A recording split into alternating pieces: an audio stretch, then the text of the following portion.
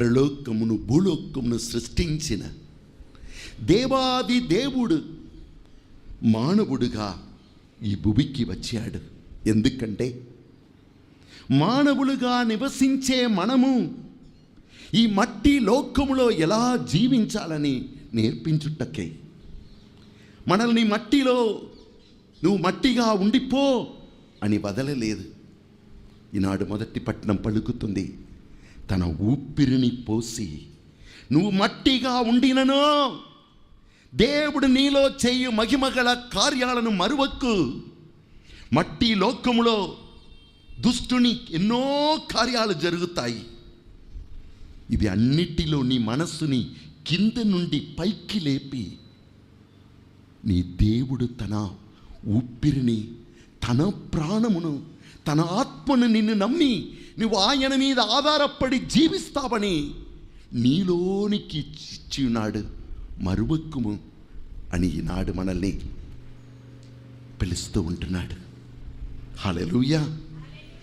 దేవుడే మానవుడుగా అవతరించి మన మధ్యలో ఉండుటకు వచ్చాడు. కారణం, తనలో దేవుడు పోసిన ఆత్మను మనిషి అర్థం చేసుకోవట్లేదు. ఆయన మనస్సు, తలంపులు, ఆలోచనలన్నీ ఈ భూమి మీదనే కిందనే చూస్తున్నాడే కానీ తన అంతరంగంలో పోసిన దేవుని గమనించట్టలేదు. ఆయనతో సహవాసం చేసుకోలేదు. చూడండి, చెట్టు కింద ఉండవలసిన సర్పమును చెట్టు పైకి ఎక్కిపోయింది. ఆ సర్పం పైన ఉన్నది కనుక ఇప్పుడు ఏవాతో మాట్లాడుతుంది. ఆమె ఏం చెప్పాలి?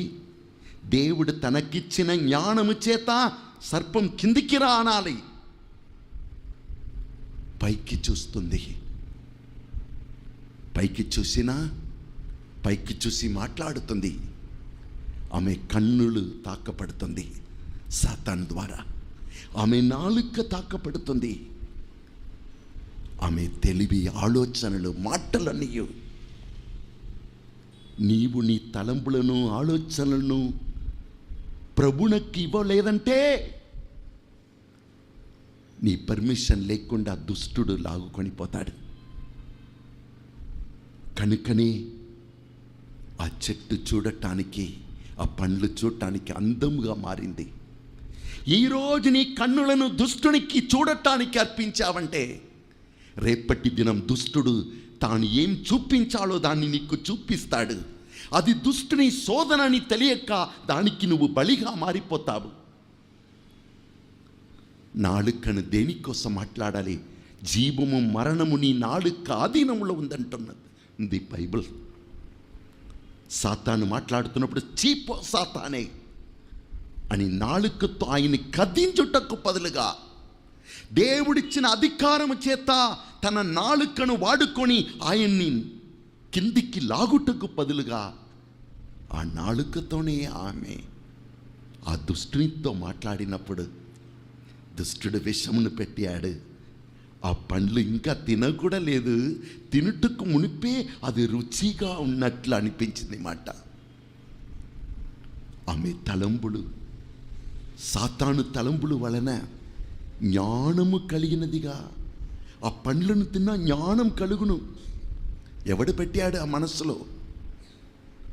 దుష్టుని. నీవు దేవునికి ఇవ్వవలసిన నీ జీవితాన్ని దేవునికి ఇవ్వలేదంటే, దేవుని నీవు పైన పెట్టలేదంటే కింద ఉండవలసిన దుష్టుడు పైన ఉండిపోతాడు నీ జీవితంలో.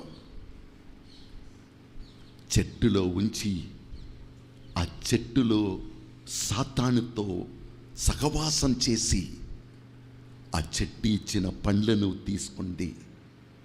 భర్తను కూడా నాశనం చేసింది. కనుక అదే చెట్టు మీద దైవ కుమారుడైన యేసు రక్తం చిందవలసిన స్థితికి త్రోసివేసింది. నీవు ఈరోజు పాపం చేసుకొని ఎక్కడ, ఏ చోటులో, ఏ వాతావరణంలో చేస్తున్నావో అక్కడ యేసు నీ కోసం మరణించి రక్తం చెంది నిన్ను రక్షింపవలసిన స్థితిలోనికి త్రోసివేస్తున్నావు. చెట్టులో సాతాన్ని ఉంచినందువలన ఇప్పుడు ఆ చెట్టులో దైవ కుమారుడు వ్రేలాడవలసిన స్థితి కలిగింది. ఒక నిమిషం కళ్ళను మూసుకొని కుడి చేతిని హృదయం మీద ఉంచుకొని ప్రార్థించుకోండి. మీ దేవుని మీ తలంబుల్లో ఆలోచనలు ఎక్కడ ఉంచినావో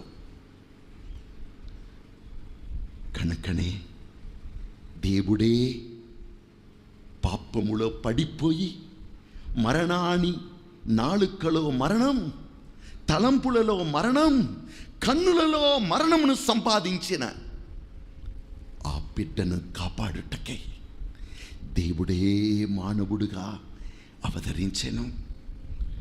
మొదటి పేతురు 2:21 పలికినట్లు కుడి చేతిని హృదయం మీద ఉంచుకొని ప్రార్థించుకో. యేసయ్యా ఈ లోకానికి ఎందుకు వచ్చాడో తెలుసా?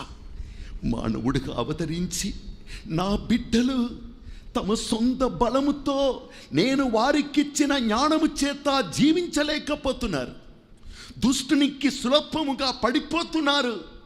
వారిని కాపాడాలని దేవుడే మానవుడిగా వచ్చాడు. దీని కొరకే దేవుడు మిమ్ము పిలిచెను. ఏలనా క్రీస్తే మీ కొరకు బాధపడి ఆయన అడుగుజాడలలో మీరు అనుసరించుటకు ఒక ఆదర్శమును ఏర్పరచెను.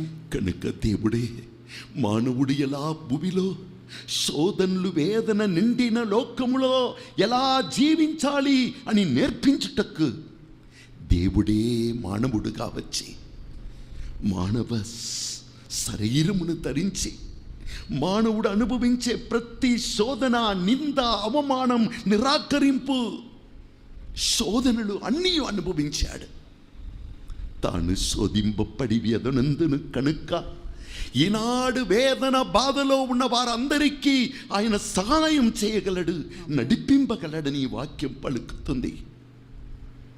అందుకే యోహాను 14:6 చెప్తుంది, యేసు అన్నాడు, నేనే మార్గం, నేనే సత్యం, నేనే జీవం. దేవుడు మానవుడుగా ఈ భూమికి వచ్చి మానవుడు ఎలా ఈ పాపము శోధన నిండిన లోకముల బ్రతుకాలని నేర్పించుటకు వచ్చాడు. ఆయన మానవుడుగా జీవించి ఈరోజు మన ఆధ్యాత్మిక జీవితం ఎలా ఉండాలని నేర్పిస్తున్నాడు.